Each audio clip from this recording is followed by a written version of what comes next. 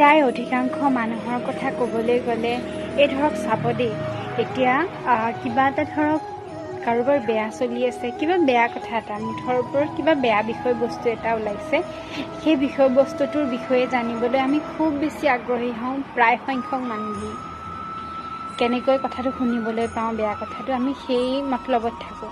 কিন্তু যদিহে সেই ঠাইত ভাল কথা এটা ওলাইছে, সেই ভাল কথাটো শুনিবলৈ কিন্তু সিমান বিশেষ আগ্ৰহী নহয় যিমান মানুহ বেয়া বস্তুটোৰ প্ৰতি আগ্ৰহী হয়। আকৌ ধৰক কাৰোবাৰ জীৱনত আনন্দৰ দিন, সুখৰ দিন, সেই সুখৰ দিনবিলাকত সুখ উপভোগ কৰিবলৈ, আনন্দ উপভোগ কৰিবলৈ মানুহেই মানুহ। কিন্তু যদিহে সেই মানুহজনৰ জীৱনত দুখ হয়, সেই দুখৰ সমভাগী হ'বলৈ কিন্তু তেওঁৰ ওচৰত থিয় হ'বলৈ এজন মানুহৰো অভাৱ। সঁচাকৈ আমি মানুহবোৰ বৰ স্বাৰ্থপৰ ন, কেৱল প্ৰতিটো ক্ষেত্ৰতে নিজৰ স্বাৰ্থটো বিচাৰোঁ।